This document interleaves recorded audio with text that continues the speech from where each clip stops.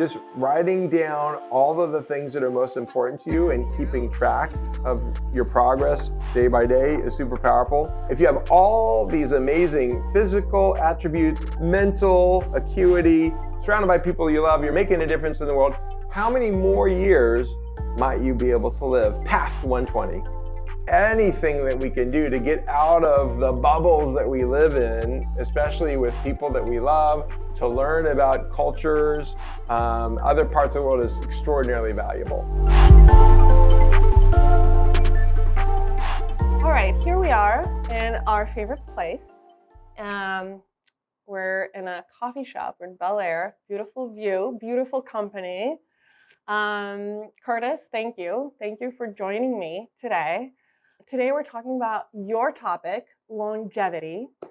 And so my first question is, how did you get into this? So I've always been interested in longevity. I always thought that it'd be really cool to live as long as possible. And I've been in this lifetime growth program for entrepreneurs called Strategic Coach for 20 years now. And one of the fellows in the program with me is Peter Diamandis, the founder of the X Prize. Mm-hmm. And 2 years ago, he said he was going to do a longevity conference. I said, sign me up. And so it was Peter Diamandis, Tony Robbins, and David Sinclair from the Harvard Longevity Institute. And they basically said that if you can just live 10 more years, so many things that can kill us today are going to get figured out. And what was crazy about this conference is when you registered, you had to say not only what name you wanted on your name badge, but also to what age you expected to live. So imagine being in this room with 400 longevity folks, and they're all walking around with their life expectancy on their name badge. And so you introduce yourself to the Stanford longevity professor, and he's planning on living to 150. And there was a guy there in his 70s who wrote a book, My Plan for Living to 156. Tony Robbins from stage says, I think I'm going to live to 200, and Peter Diamandis expects to live to 200 and beyond. So I was blown away by all these crazy numbers that people were throwing out there. And I was like, how is this possible?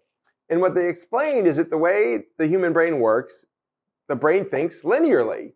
So when most people are asked, how old do you think you might be able to live? Well, the first thing they do is think, well, my grandparents made it to this age. My parents lived a little bit longer than that, and I'll live a little bit longer than them. And so, Bronk, if I was to ask you, to what age do you think you might be able to live? I was thinking 120, but I gotta tell you, I saw a person recently that's 120, and it doesn't look that great. Doesn't like the quality of life. I also kind of wanted to maybe take another step back, if that's okay. I think the way you present longevity, I don't think it's just about age. No. It's not about the number. So if I said 120, I don't know that it's just age. I think it also has some content and context to that. So you want to talk about that a little bit? I do, but I'm not done. All right. All right. So 120 is an awesome expectation, a great number to shoot for. Okay. So very proud of you for thinking so farsightedly. And what's interesting is when most people are asked that question, they often say 85, 90, 100 for a lot of people is a stretch. And so the point that they made is that even though the brain thinks linearly, technology is not advancing at a linear rate. Technology is advancing at an exponential rate. The microchip is twice as fast for half the price every 18 months. And so the challenge is the brain can't conceive of the implications of an exponentially accelerating longevity. Right. And so the consensus at the end of the conference wasn't necessarily that everyone's going to live to 150 and beyond, but merely whatever age you think you might be able to live, you need to plan on the possibility of an extra vital, healthy, impactful 30 years. And so when I left the conference, and I just thought, wow, for people to live 30 years longer than they ever imagined could potentially have a lot of significant ramifications. And I had three epiphanies. And the first epiphany was exactly the point that you just made. Nobody wants to be really, really old and sick. It was a wake-up call for me because I'd taken fairly good care of my health, but I hadn't really thought about, all the different things that I could do. And so after that conference in 2023, I had a massive deep dive into all the things that I could do to live younger longer. So it was my sleep pattern. It was my diet, dramatically less alcohol than ever before. because I realized how negatively Right. that impacted my sleep. Exercise. I was always into cardio, but I hated strength training. Mm. So I was up at 6. I'm the other way. I don't like cardio. Well, we'll work out together. Keep each other accountable. Accountable, yeah. That's right. So it was 6 o'clock this morning. I was at the gym throwing around heavy weights. So I've seen incredible progress, even over the last 2 years, in all of my biomarkers. So for me, I've not only wanted to get younger, I'm seeing it. When I look at the cardiovascular age on my Oura ring, it says I'm 11 years younger than my chronological age. High five. I know, crazy, right? So that was my first epiphany. Nobody wants to be really, really old and sick. It's not so much about lifespan, it's really about health span and quality of life. And there's just so many things that we can do to improve our health span. And we'll talk more about that. Can I just say something? I Absolutely. also feel like longevity, it's not just to get to the number, it's also like about how much you can contribute to the world. You're right. It's about impact and purpose, and we're on a mission. We have a community, a whole community of people that want to live longer, younger, and our mission is to help people gain these extra potential 30 years of lifespan. And when you think about the implications of this, if we can get 10,000 people to become part of our longevity community, and we give each of them 30 extra years of impact, that's an extra 300,000 years of impact that we can make for a positive contribution to the world. And that's absolutely something that we want to do. So the second epiphany that I had is not only do you not want to be old and sick, nobody wants to be really, really old and lonely. And I thought about my own mother-in-law, who's 91, living in Sacramento in the same house she's lived in for 60 years. All of her family has moved away. All of her friends have passed away. She's desperately lonely, but she lives so alone. Yeah. And it's like, I don't want to end up like that. She's desperately lonely. And it made me realize that it's incumbent upon us even now to be very intentional about creating a community of people who you'd love to spend as much time as possible with. And so I just thought, like, what are the mindsets of the people I'd want to spend more and more time with? So I identified these 8 mindsets. I started sharing them with friends, and everyone was like, yeah, I want to be part of that community. So we decided to do our first longevity dinner. It was immediately oversubscribed. So we did another one, also oversubscribed. At the end of 2023, we'd had over 200 people come to our longevity events, and we realized we were onto something. So first of all, we thought we should probably come up with a name. So we decided to call it the Anti-Retirement Club. Because if you're going to live to 120, 130, I never want to retire. you don't want to retire do. because you have mission and purpose in your life, 100%. So we call it the Anti-Retirement Club. Love it. And we went from doing 1 event a month to 2 to 3 events every single month, bringing in MDs, PhDs, longevity tech CEOs.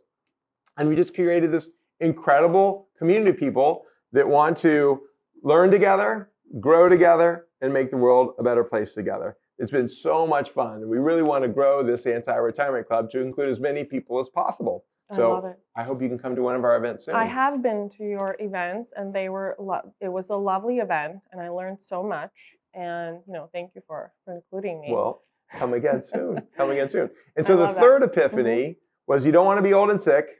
You don't want to be old and lonely, but neither do you want to be old and broke. And so I just wondered, were there financial security products that have never been considered from a super longevity perspective? And I was blown away about the opportunities there to take advantage of the longevity arbitrage. So we can talk about that more another time. I love that. I love that. I love your main points.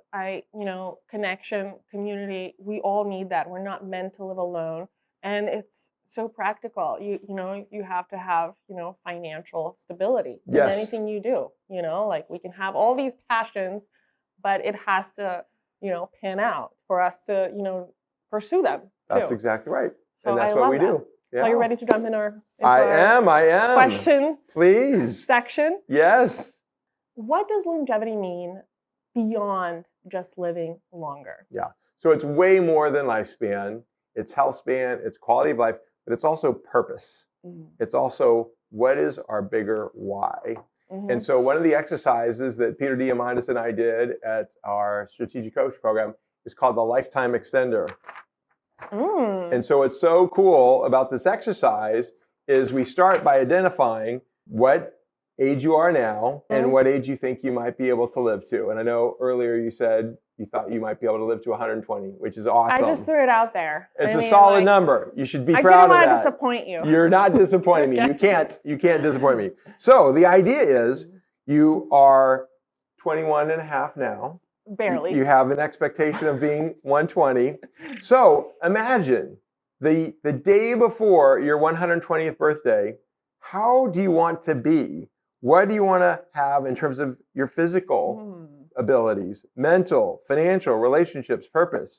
So for most people at 119 and 364 days, they don't want to be in a wheelchair. They don't want to be miserable. They want to be doing yoga.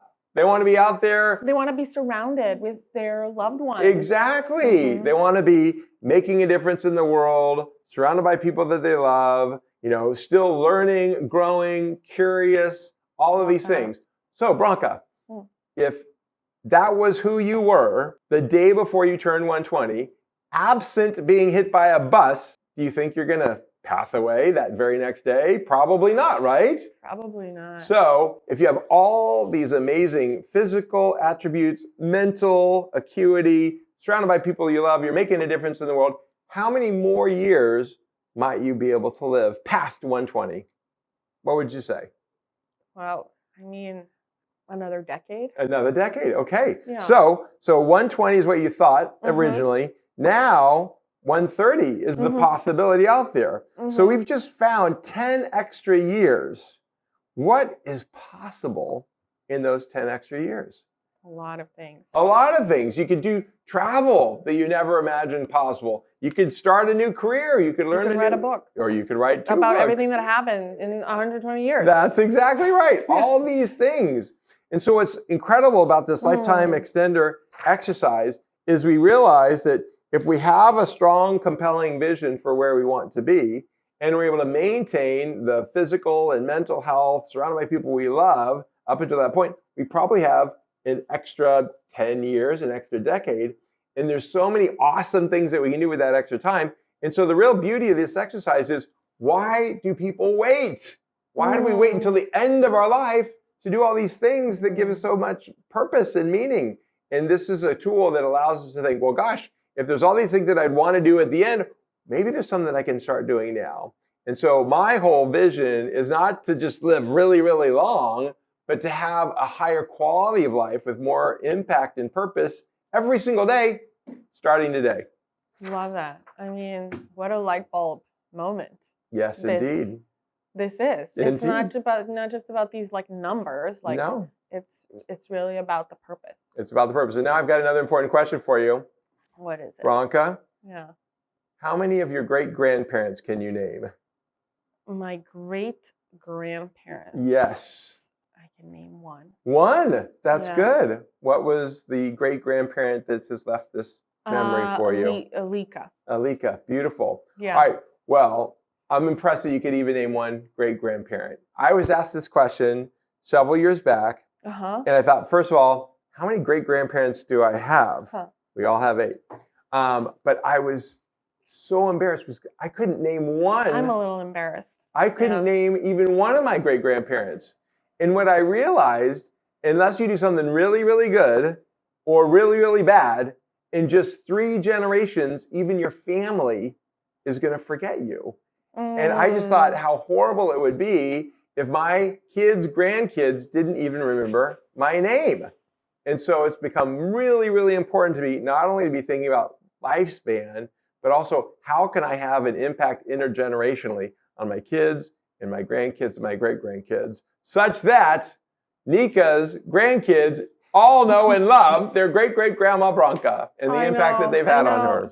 Actually, we're talking about longevity. Yes. My great-grandmother was a very simple woman. Yes. She didn't leave a legacy of accomplishments that how we define them, oh, she didn't have a doctorate and all these things that we look for and aspire to. But you know what she did have? Tell me. Presence in my life. And that goes back to longevity. That's right. And she lived a very healthy lifestyle. She was very active. Yes. She had a connection with nature and community, and Mhm. I remember her. That's right. You know, so it goes back to like what we're talking about, That's right. longevity. It's a beautiful thing. Yeah. How can people shift from a traditional retirement mindset to a mindset of continuous growth? Yes. You know, I mentioned this. I never want to retire. I love what I do. That's right. You know, and I actually want to grow and do more things, you know, and connect with more people. That's right.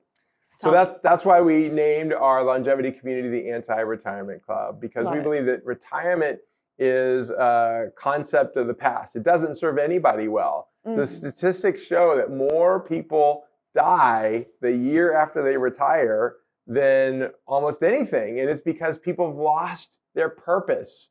You know, so many people work and they have an audience. And when they retire, they've lost their audience. And so I think there's an opportunity for all of us, at the very least, to redefine what retirement means. You might not work, you know, in the same capacity that you were before, but that doesn't mean you can't stop making a contribution, a difference in the world. And so when I think about, you know, what can I do at 65 and beyond, it might be a whole new career. It might be going back to school. One of my dreams is to be the first trustee in residence at Whitworth University. How cool would it be to be 66 years old and living on campus and going to all the classes that I hated to go to? It's a full circle. It's a full circle, exactly right. So I think there's a massive opportunity for all of us to think about retirement in a new way, where we can still take all of this wisdom that we've had and give it back. And it might be in the form of mentorship. It might be in the form of, you know, philanthropy or being on boards. But there's so many ways that we can have an incredible impact on the world, far beyond the traditional, you know, concept of retirement. Love that. I mean, also, like, you know, you at that stage in your life, you have so much experience and so much wisdom. Yes. You know, and somehow we look at, you know, I mean, I don't even think that 65 is like that old. Like my parents are kind of like around that age. I see them as if they're 35. They're also very dynamic. But like, you know, like I don't see, like, it seems like we're doing a disservice to people by labeling them. It's a mindset. Incapable or incompetent to participate in society and contribute. And I think that mindset is kind of like becoming a little bit dated. 100%. Yeah. It's all about creating a vision for what's possible and not being constrained by historical norms. And we're not going to let that happen. Absolutely. And one thing that I love that you said is like, you know, we are not limited to one career. You know, I think that's another stereotype that, you know, our culture kind of funnels us like into this little box, thinking like, oh, you're an architect.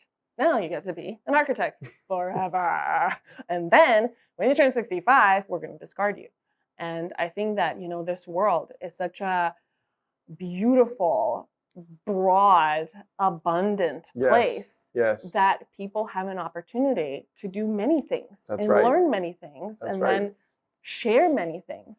Exactly. So you get to recreate yourself over and over again. Yeah. And why not continue to do that? I think we will. I love that. What role does purpose play in extending both the length and quality of life? It has everything to do with it. And I'm going to tell a quick story if you don't mind. Absolutely. There was a parable of a bricklayer, and a couple were visiting, let's say, Britain, and they come across this building site, and they see a man who is snarlingly putting bricks to build this wall. And the tourists were curious about what, you know, he was building, and he asked them, you know, sir, you know, I see that you're building something significant here. What are you doing? He says, I'm laying bricks. And that was all he conceived. That was the entire purpose of his life. He was just a bricklayer. And the tourists were a little disappointed with that answer because they were still curious about what was going on. So they walked down the block and they came across another fellow doing exactly the same thing, but he was kind of whistling a little bit while he was working. And they asked the same question, sir, what is it that you're doing? He said, can't you see? I'm building a cathedral. And it's entirely a mindset. You can be doing exactly the same job, but with a completely different mindset. You can either be laying bricks or building a cathedral. And I think it's exactly the same thing with our intention in our lives. We can just be getting through the day, working for the weekend, or we could be waking up every morning inspired by the magic and the opportunity around us. So from my perspective, if you have a sense of purpose, a sense of mission, it not only is going to increase your lifespan, but also the quality of your life, and not just your quality of life, but everybody around you. And that's one of the things that I love about you, Bronca. You bring so much love and energy to everything that you do that it just brings the whole world up. And I'm so grateful for that. Oh, well, I'm grateful for you as well, bestie. But of course.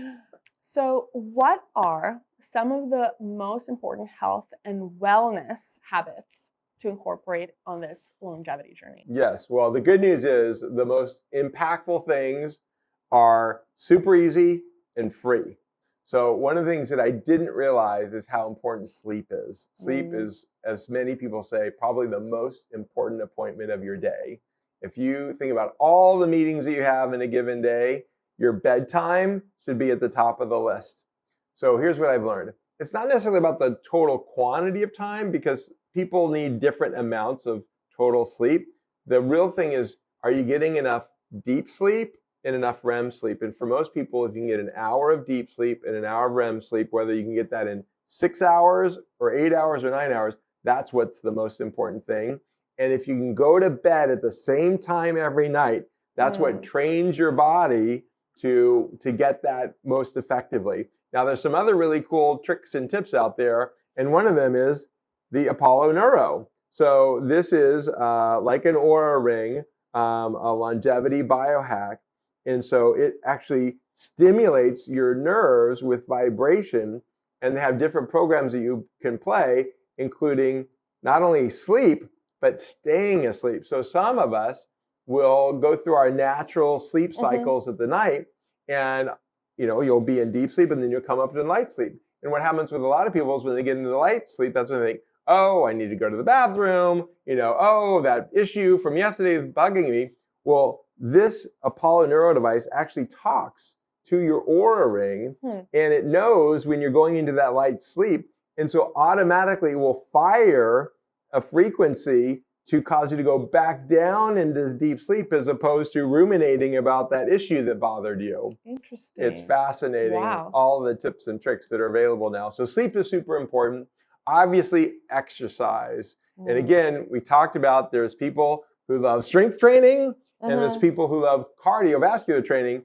And as we get older, strength training is more and more important. At 50 and beyond, you're going to lose 1% of your muscle mass every single year unless you're actively strength training 3 times a week. And for me, I hated strength training. But after going to the longevity conference a couple years back, I realized how important it was. And so I started going to the gym 3 times a week. And let me tell you, I'm bulking up a little bit, Bronca. Oh, no, it's so important. And like as a woman and somebody who had like a light frame most of my life, I got into it and I totally understand it. Yes. I think it's helpful, to protect yourself, like your immunity. That's right. The more muscle mass, the more blood you have circulating. That's right. The blood is, has on all the antibodies, Yes. And I got into it, and it's fun if it's in a group setting. That's and right. And it's like, and you feel good after. You feel really good after the endorphins, so it's like a win-win. That's right. All around. It's a big win. Sleep, I think, is, sleep is critical. I need a lot of sleep. I'm growing. I'm growing. You I'm are. Growing. That's a good thing. But I also like how you have all of these different devices, and it's interesting. I'm reading Atomic Habits. Yes. If you improve just by 1%. That's right. The compounding over time. It makes such a huge difference. It really does. So I don't wear a lot of devices, but this is a really good tip. It's I love worth it. trying it out. Yeah. So another big area for improvement for a lot of us is diet. So obviously eating a lot of different things, not just Big Macs every day. Portion control is really powerful. One of the things a lot of folks are thinking about these days are intermittent fasting and prolonged fasting.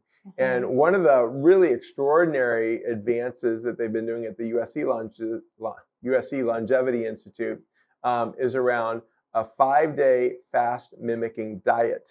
So what's so interesting is they've been able to figure out if you have these types of food in these reduced quantities, your body can actually consume a little bit of food, but still think it's fasting.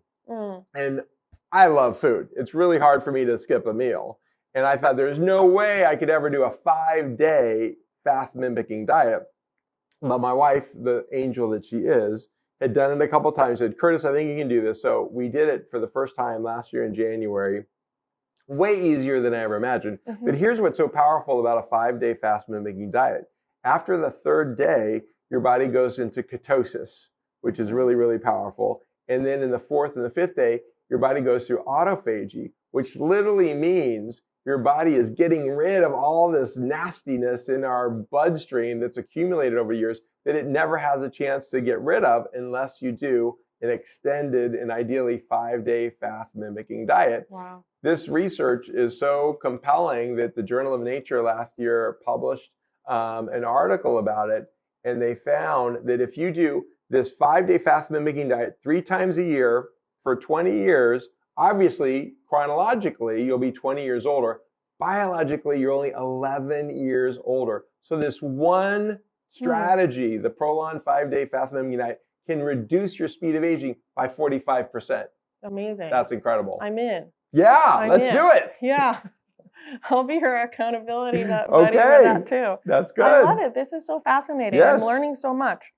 How do mindset and emotional resilience contribute to physical longevity? Yeah. Well, I think mindset is so important and often way overlooked. A lot of the current biohacking out there is all about the physical. I think the mental is as, if not even more important. And one of the strategies that I found to be super effective is the practice you may have heard of before, and that's just the idea of keeping a gratitude journal. One of my favorite pastors shared this vision of every night before you go to bed, just write down 3 of the things that you're grateful for in the day. And over the course of a year, you would have 1,000 things that you are grateful for. So for many years, I've been keeping my own gratitude journal. And so I have my 4-color pen here so I can take out my notes. And so every night, I write down my 3 things that I'm grateful for. And it's just been so inspiring. So here is in 2022, I was at 1,000 gratitudes, and I finished the year at 1,304 gratitudes for 2022.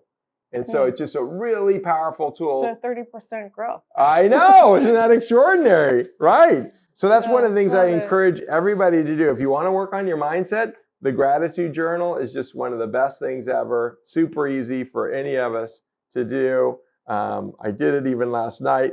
And then another aspect of it is all about the importance of having that vision for the future that you want. And so I've always been a big goal setter, and I always have my goals written down. So as a guy, I'm really good about the head, the thinking part of it. So the written goals. And I think having written goals is especially important. And it's a great thing. But I was at a class recently, and they talked about the importance of not only the head goals, but also engaging our heart and our emotions.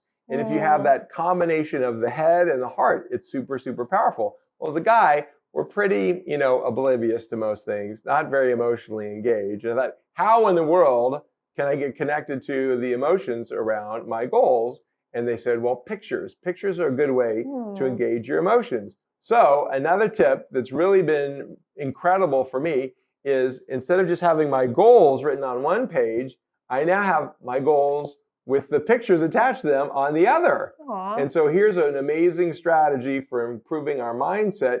Have your written goals, and then on the other side, attach pictures for each of those goals to engage both your head and your heart. Super powerful. Amazing. I know. Amazing tips. Yes. I love the gratitude. I love the goals. Another opportunity is accountability. So it's super important to have friends who are on this journey with you and keeping you accountable. At the same time, just writing down all of the things that are most important to you and keeping track of your progress day by day is super powerful. So there's a great book out there called Miracle Mornings. And the idea is if you start your day with the lifesavers, silence, affirmation, visualization, exercise, reading, and scribing, that'll get your day off to a great start. And so for the first few months, I was tracking diligently those 6 things. And I thought, well, gosh, if 6 things are good, maybe I could track something else. And so I added another one and another one and another one. And now this is after 4,687 days. Wow. Our tracking has gone to more than 30 things. So we start the morning tracking the lifesavers, and then all the other things that are important to me, I track throughout the day. And then I have 10 that are the most important ones that I score. So every day, at the end of the day, I give myself a score of 1 out of 10. So another really powerful tool for keeping us accountable to our most amazing future. Amazing. I see protein on there. Yeah, exactly. That protein is important. It's super important. I think we should have maybe some of these examples in our Absolutely. I'd love to handouts. share. Yeah. It'd be my pleasure. Yeah, that's amazing. I'm learning so much, and I'm so glad I'm going to have a recording of this so that I can refer back to it, because it is a lot of information. I love that you said, we're doing the gratitude. It's not just about, setting physical goals, but also emotional, and I would add spiritual goals. Absolutely. And then the accountability, I think, brings it all together. So it really is a method. And so even if you're not like a pro at this, Right. there's a path. There's a Yes. formula. That's right. I love that. I love that. Make it easy, one step at a time. I love that.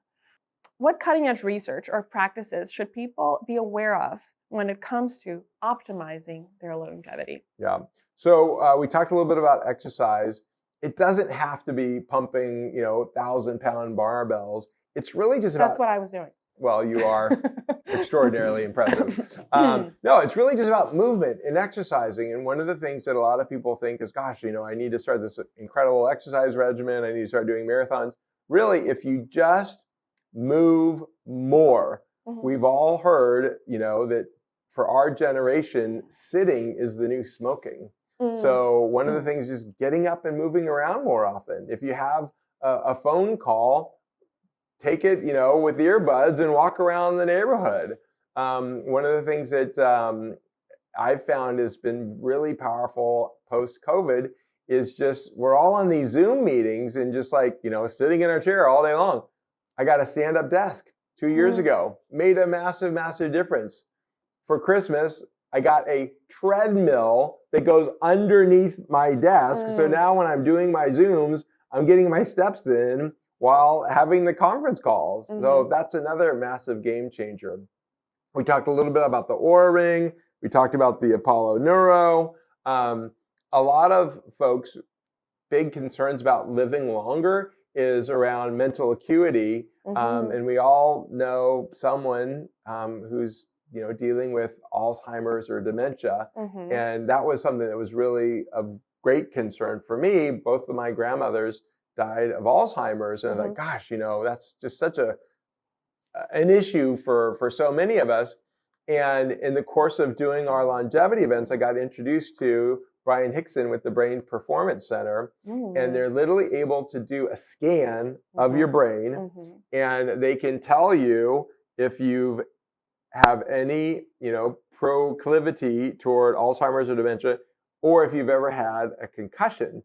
And so when they asked me about the Alzheimer's, I said, yeah, both grandmas. Concussion? No, I don't think I've ever had a concussion before. So they did the scan, and you don't want any red and you don't want any blue. The scan showed red and blue, and the red was over my right ear, and the red is what's indicative of concussion. And he said, are you sure you've never had a concussion?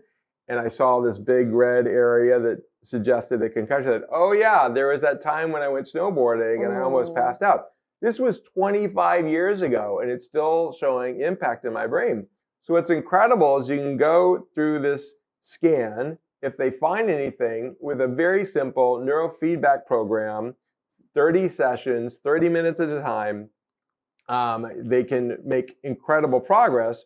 So you do it for 15 times, they rescan, a lot of my dark blue is gone, a lot of my bright red was gone. You do 15 more sessions of the neurofeedback. At the end of 30 sessions, all the blue, all the red was gone. And based off their experience, if you can get to that, it reduces your chances of getting Alzheimer's or dementia to less than 1%. That's a massive game changer. Gives me tremendous hope. Another incredible tool out there is called Prenuvo, and it's a full body scan. It's an MRI, and they're literally able to detect cancers before even stage 1.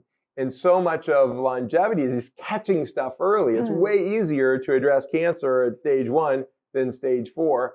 And so Prenuvo is another incredible technology that is available to help all of us catch things way before we ever could have before. How can people cultivate curiosity and keep learning even in later stages in life? Yeah, I love that question. So it was Ralph Waldo Emerson who said, I can learn something from everybody. And I think that's one of the really most powerful attitudes to have, is that anyone that you meet, you can learn something from, even from, negative experiences as well as positive experiences.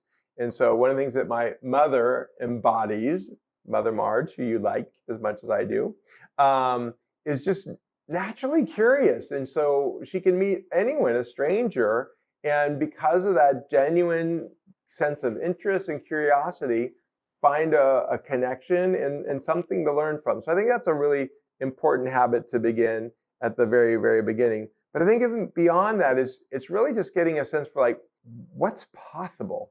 And I think what's exciting in today's world, anything is possible. I mean, the sky's the limit in terms of what we can do and what we can create.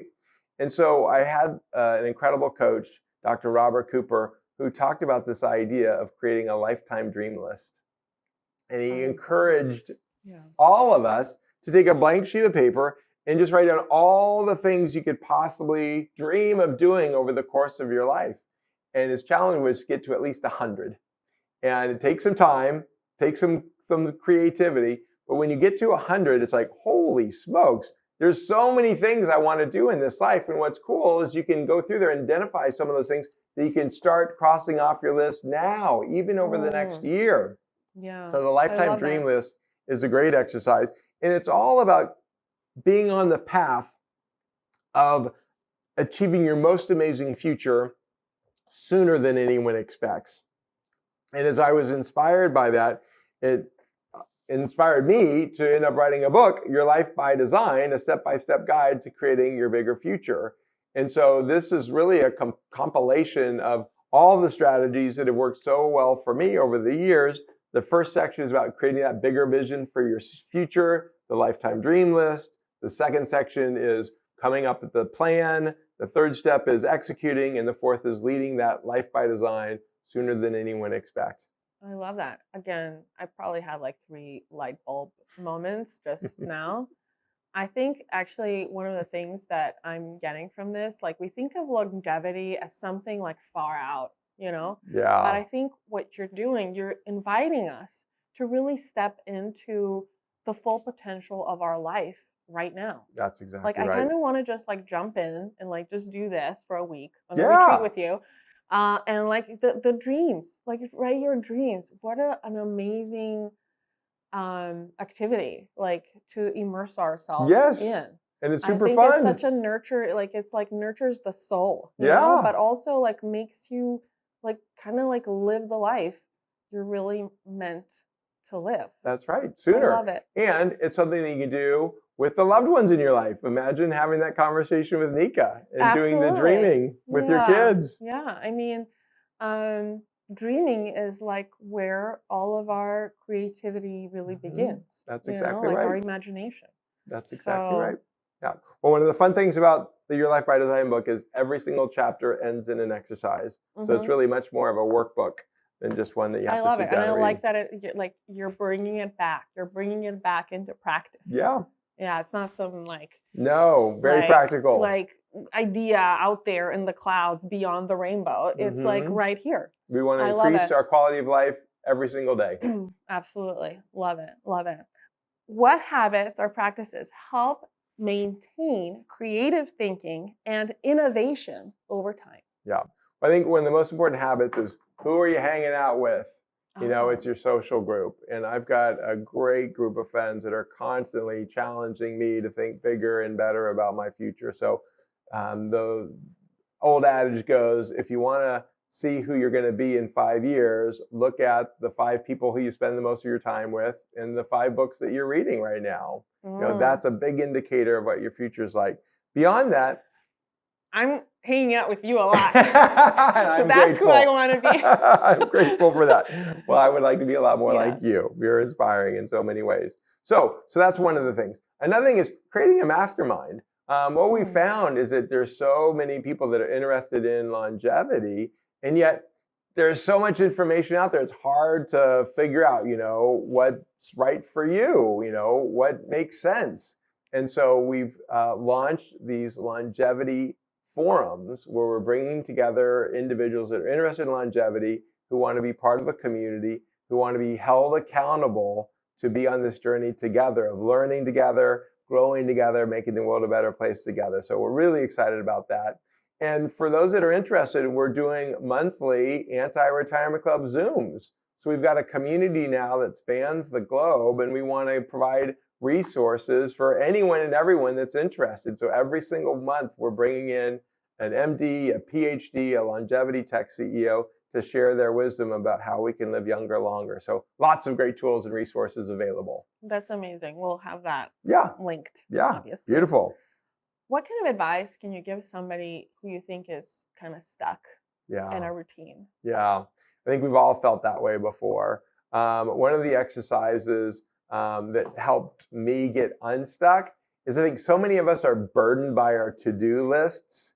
They're kind of, never ending. And as soon as you cross one thing off of the to-do list, there's 2 more things that you need to add. I've found it very powerful to not discard your to-do list, but to start a to-not-do list.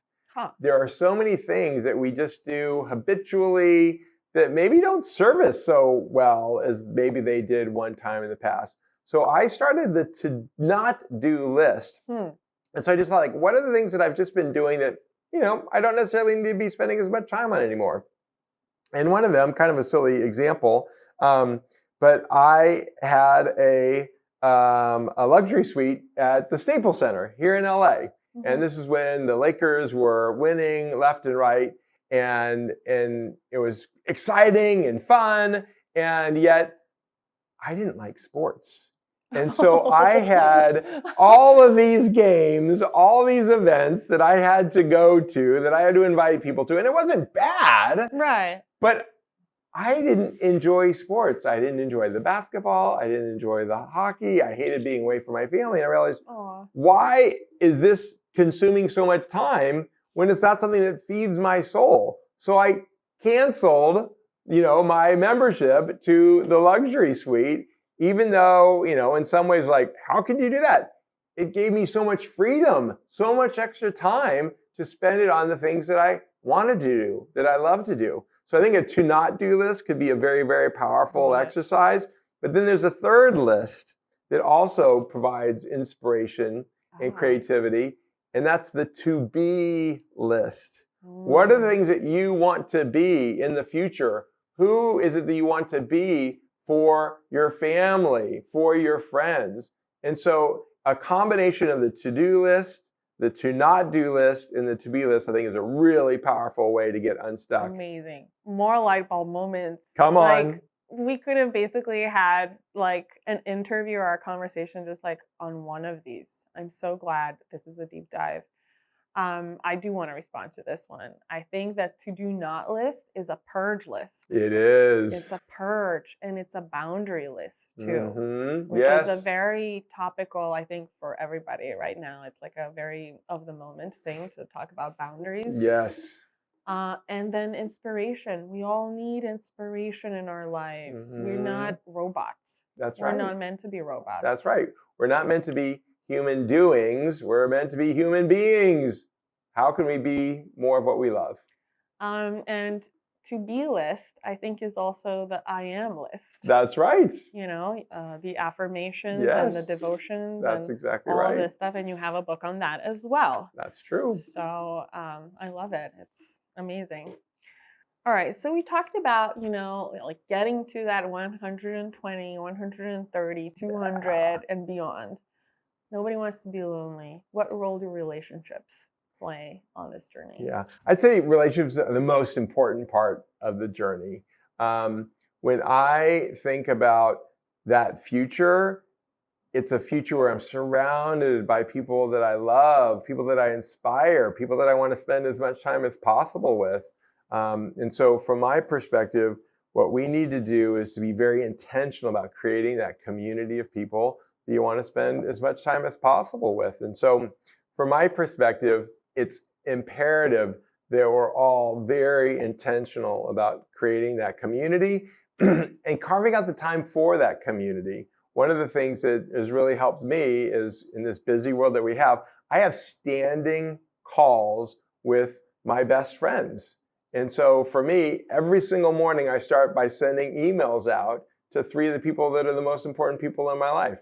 I've got a standing call every Monday at 4:30 with one of my best friends, because if we don't have that scheduled into the calendar, we might go a whole week without connecting. Another really incredible idea that inspired me is from one of my favorite authors, Matthew Kelly. And he said, the true secret to building intimacy in any relationship is wasting time together. So many relationships today become transactional because we're getting together because we need something that we need to accomplish or to sort through.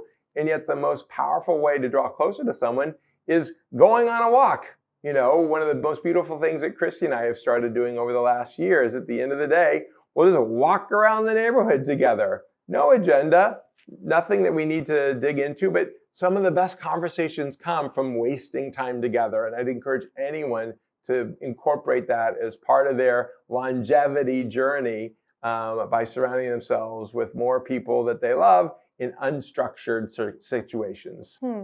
It's also a good parenting Yes. kind of hack. We never want our kids to be bored, Mm-hmm. but boredom actually spawns creativity because it Absolutely. creates space for Yes. and an opportunity Mm-hmm. for new things to happen. So that's kind of like a parenting yourself a Yeah. little bit. I Love like that. it. Yes. Love it. Love it. Love it. And continuing on the theme on relationships, what are some meaningful ways to build collaborations? Yeah.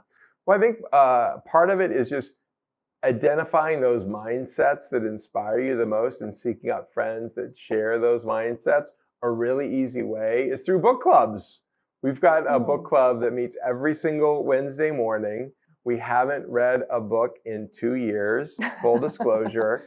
But again, it's that consistent time to get together with people who you care about that's been immensely powerful in improving those relationships and allowing us to grow closer together. So if any of you are looking for more of those relationships, consider a book club as a place to start. Another really powerful strategy that has worked well for us is just like thinking about starting businesses together. We're in a world where so many people have side hustles. Think of a side hustle that you could do with a friend. It might even be doing a podcast or I was going to say. or something like that. But again, it's a really fun way to engage the people that we care about in conversations that, are moving the ball forward in a really cool way. And I think in our world now, with AI and everything else, it's so easy to start a business or a project or a charity. So don't ever discount the possibility of something new and exciting, even with the people that you're closest to. Yeah, absolutely. I love, working with people, and some of my clients have actually become my best friends. Yes. And, the podcast, the fact that we're just like sitting here and like I'm really interested in longevity, it has actually like broadened my world like exponentially. Like I can't wait to actually go back and listen to all of this so that I can do some of these things, you know? And I don't know that would have happened if we were just sitting at our desks and scrolling through social media. Probably not. Social media is actually like really antisocial. Yes. But That's why we're here. We'll leave that for another time. How does global travel or exposure to different cultures enrich personal and professional growth? It's incredible. I think you've met my good friend Csaba Lucas, I don't think so. my good buddy from Hungary. So Our here's neighbor. a fellow who grew up when Hungary was still under communist control.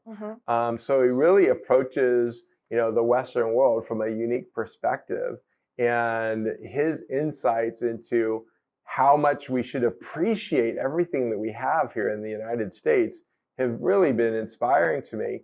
Another example of this that Csaba brought to my attention is he spent months living with indigenous tribes in Africa, in South America, and in Siberia.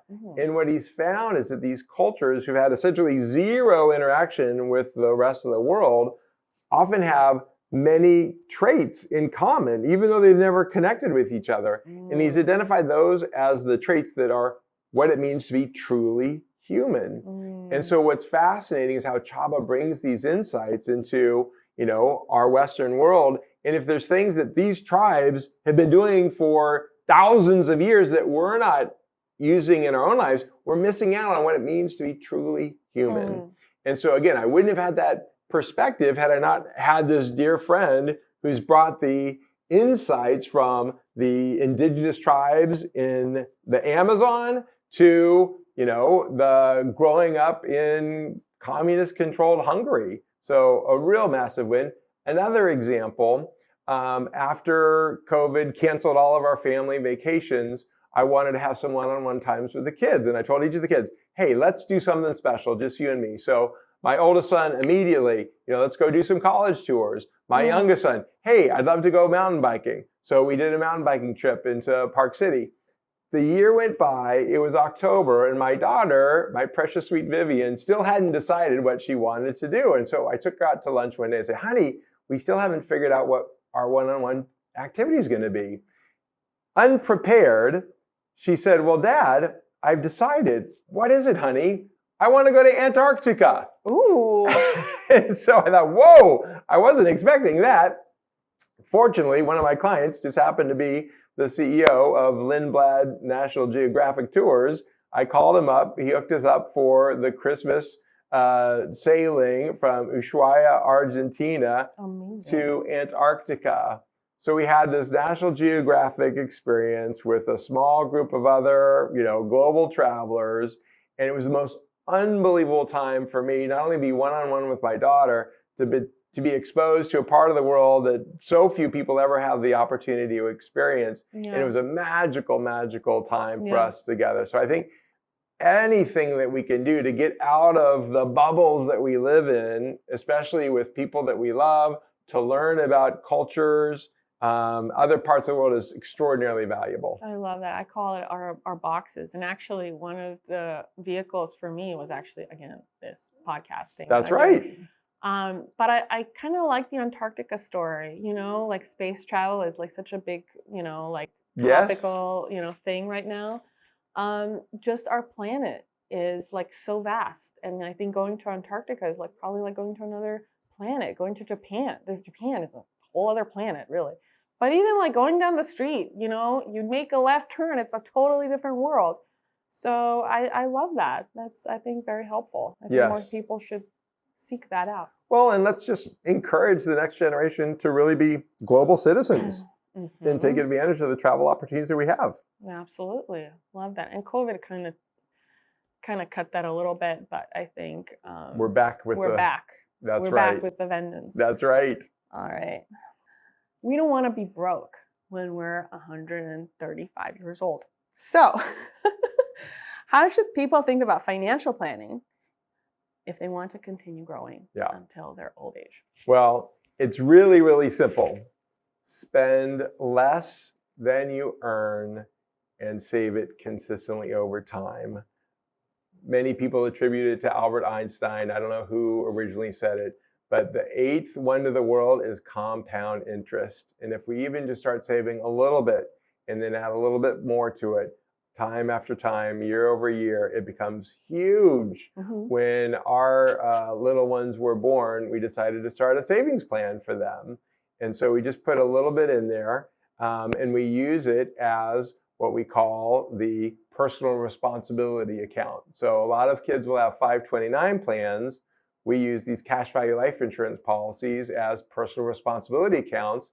And so even though we were only putting in a small amount when they were young, every year on our kid's birthday, we get the policy statement and we show them, look at how much this has grown over the past year. You know, your mom and I are contributing this because we want you to have financial security in your future. And now that our oldest is 20, that little $250 a month is now over $250,000. And so it's a really powerful tool to teach the importance of paying ourselves first, you know, of avoiding taxes, of being thoughtful about having, you know, a cash emergency fund in case crazy things happen, but also to set themselves up so that, you know, when they do graduate from college, they've got money to start their own business or to have a down payment on a home or anything like that. So we really believe that the key thing is just do something now, even if it's small, and then add to it over time. That compounding really makes a huge difference. The other thing is that so many financial institutions really aren't thinking about longevity. When you go to many financial planners out there, they ask you about, you know, retirement, they're only running the retirement analysis out to, you know, 85 or 90. And again, it's this mindset that, you know, we're never going to live longer than we have in the past. And yet we're living in this world that's not growing linearly, but exponentially. And so we're helping the people think, gosh, you know, you very well might live to 100. And because we don't know what we don't know about all the advances that are coming, you might have the possibility of living to 120 or 130.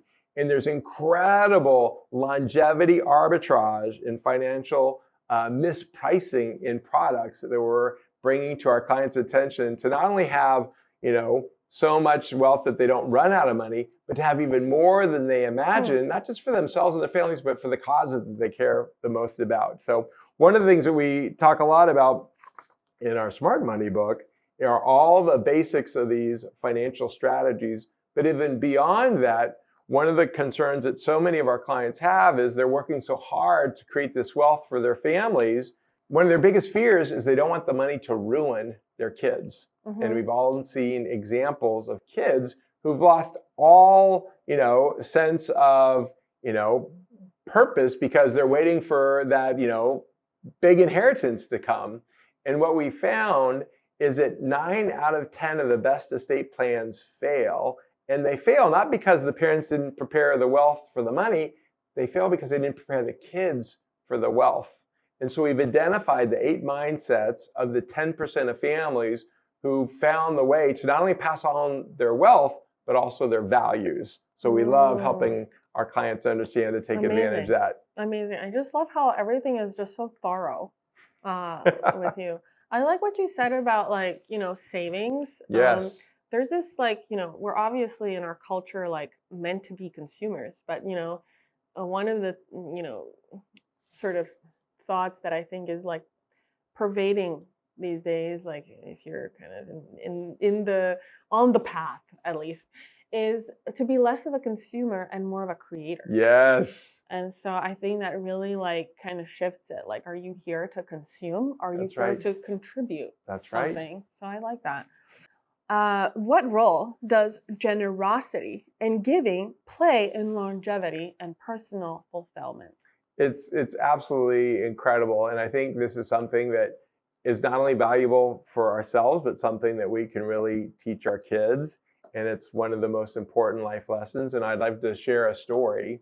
So here at Bel Air Presbyterian Church, every year we send a group of people across the border into Tijuana to build homes for families that are homeless. And so when we first heard about this, we thought, gosh, wouldn't it be awesome to, in one weekend, build a home for a family that's living on the streets? And so Chrissy and I were super excited about, you know, doing this, and we couldn't wait to tell our kids. And so we came home and we said to our little ones at the time, we said, kids, you're not going to believe it. In 2 weeks, we're going to be able to go down to Mexico and build a home for a family that currently is living, on the streets. And our oldest, who was maybe 11 at the time, immediately spoke up and said, I'm not going. And we said, Jordan, what do you mean you're not going? He said, you're stealing my weekend. What are you talking about? This is horrible. My wife and I, oh my gosh, we've raised the entitled brats that we always feared. And we said lovingly, well, sweetheart, we are going to go, and I think you might enjoy it. So we go down there, and the first day we meet the family, and we see this little shed, that they've been living in, which, isn't fit for anything other than gardening tools. And over the course of the weekend, we literally build this 4-room house. And by the end of the weekend, our little boy was on the roof hammering in the shingles. And at the end of the weekend, we're able to give the keys to this family. And we saw how it not only turned, from this, I'm not going to go, to literally changing my son's heart and the impact of giving and philanthropy. So I think every way that we can, realize how blessed we are and that we're truly blessed to be a blessing to others are ways for us to not only grow personally and spiritually, but just to connect with the humanity that's around us and the opportunities that we have to make the world a better place. Love that. There's a saying, and I forgot who said it, but if you want love, give it away. It's beautiful. And it's with everything else. Whatever you want, just give it away. It doesn't sound logical, but actually it's kind of how it works. It sure is. I love that. What strategies can help align financial decisions with a bigger life purpose? I've got 2 things I've been excited to share with you here. Awesome. So one of my favorite professors at UCLA is Hal Hershfield. And he wrote this book entitled Your Future Self. And in the research that they've done, they would ask people questions while they were all, hooked up to brain scanning equipment. And they would ask the question, think of a stranger. And so let's just say hypothetically, this is the part of the brain that lights up when they think of a stranger. And then they'd ask another question, think of your future self.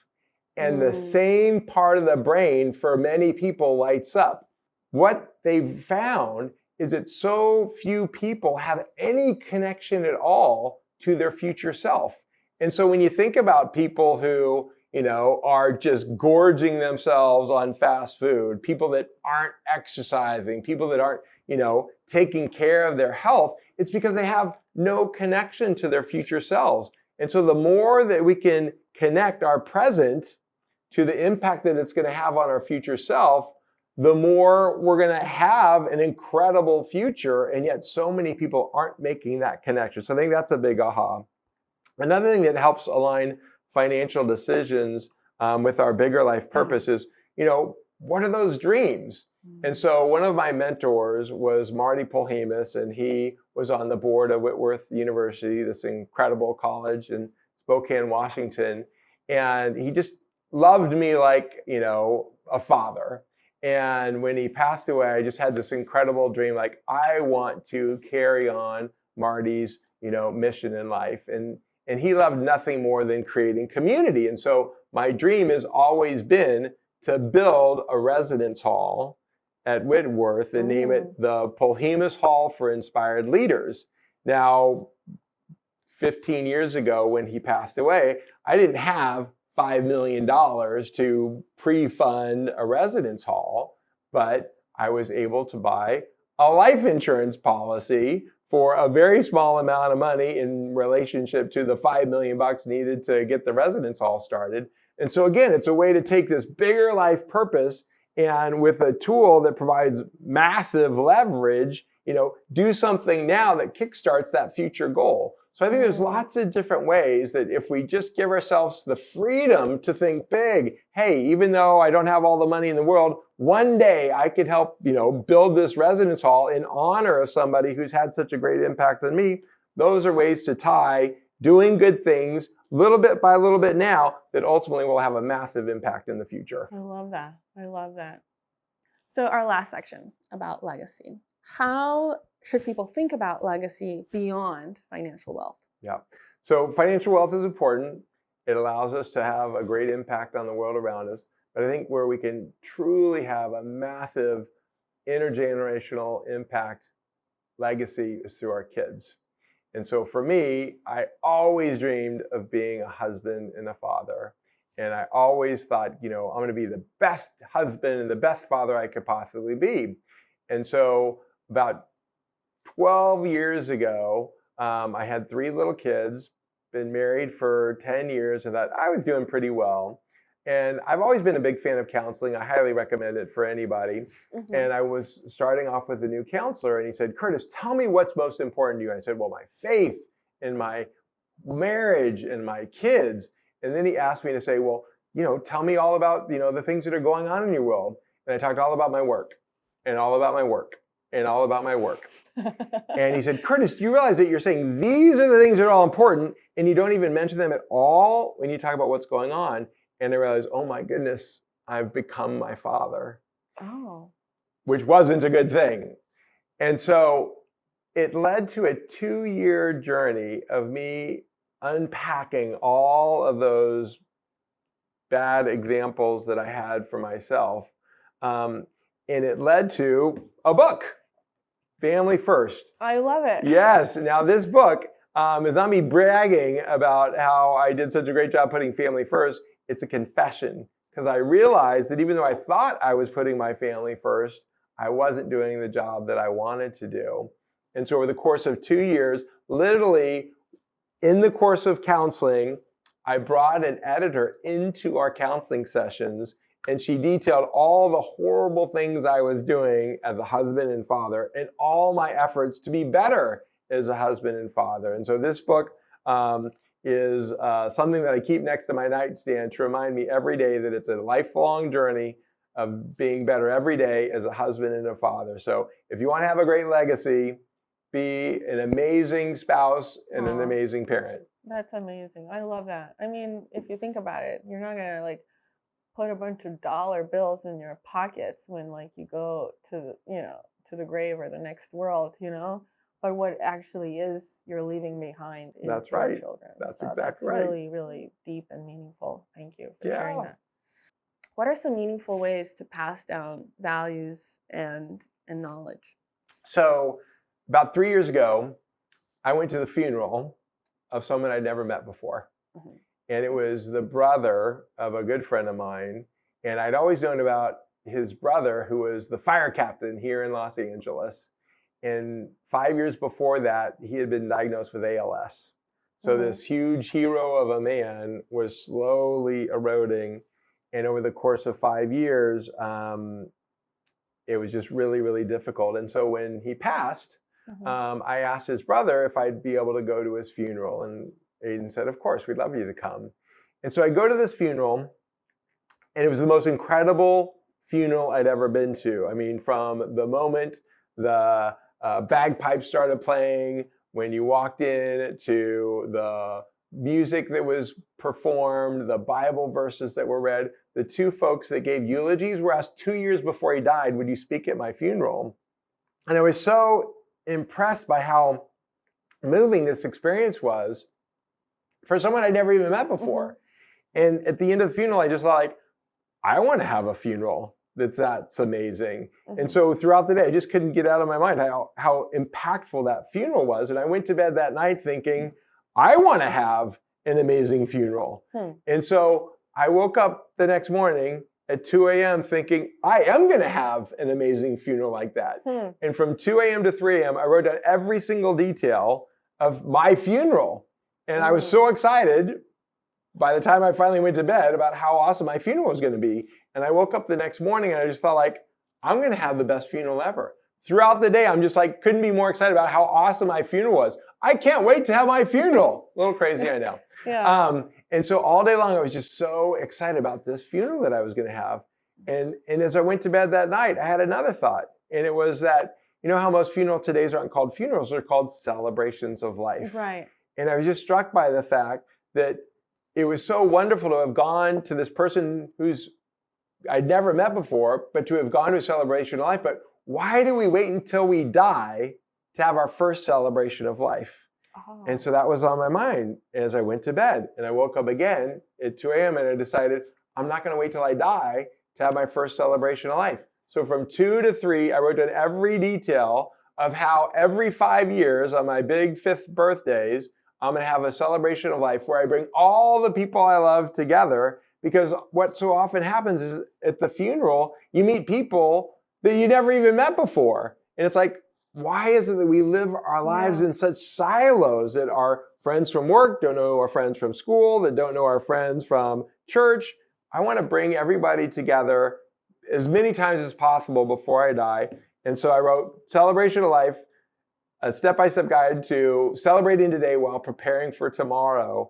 And so this has been a really, really fun way for me to not only, be very intentional about the future that I want to have, but to bring that into the future by bringing all the people that I love together frequently so that they can build relationships now and not until after I'm dead. Yeah. I mean, you're such an amazing connector, Curtis, and I love the story about the funeral. I know it sounds a little morbid talking about funerals, but death can actually teach us so much about life. And I had, like, my grandmother passed away recently, but it was like such a meaningful experience for both me and my daughter. And I think there's a lot of lessons there. And thank you for sharing that. It's my pleasure. Love it. How can somebody start designing their next chapter? Yeah. Well, I really think what's great in this world is that we really have a blank canvas in front of us. We really can do just about anything that we want to do. So I would encourage anybody, even you, to take a blank sheet of paper and take all the shackles off what's possible for your future and literally look at all the years that you have ahead and think big, stretch. Maybe it's to age 100, maybe it's to age 130. If you can do anything you possibly could do, put it on that sheet of paper and understand that you might not be able to do it all, but you absolutely can change where you are today. There's so much opportunity to try new things. There's so many opportunities to connect to people that you never thought you could connect to before. One of the folks that I've been excited about meeting is Brian Johnson, who's spending $2 million a year on his own personal longevity. And I thought, wow, it'd be really cool to talk to this guy. Some people think he's a little crazy. I'm inspired that he's spending his money that I don't have to spend to try these things out before I do. And just by putting that out there in the world, a friend of mine said, hey, didn't you want to meet Brian Johnson? I said, yeah, I did. So I just got invited this week to have dinner with Brian Johnson next Friday in San Francisco with a group of friends. And again, it's just an example of, like, when you think big, when you think anything's possible and you put it out there and you share it with the people that you know, these awesome things happen and beautiful things occur that you never even imagined. There was a Christmas party that I went to just last year. And I didn't Actually, last year was like a couple of months ago also, guys. Like, this is not like 10 years ago. No. Yeah. It's recent history. And I didn't know why I was going other than, I really respected my friend and we always have fun together. Yeah. And I met this fabulous woman who was really... who could that be? who was really interesting and shared some fun stories. And I just thought, like, gosh, I'd like to continue the conversation. Yeah. And I learned besties now. We're besties now, and I learned that her daughter, for her birthday or Christmas, asked for a Bible. For a Bible and an electric guitar. It's an interesting combo. It's a great combo, right? Yeah. And what's so awesome is I said, well, hey, maybe you guys would like to come to church with us. Yeah. And a couple weeks later, we did. We showed up, even though church was closed, and it was at a Jewish temple because of the fires. It was a beautiful, beautiful experience. And, here we are. I love that. I think, there is something with alignment happening here. But I was actually talking to my friend who invited me to that party about like what happens when we're just like a little bit open in our Hmm. minds.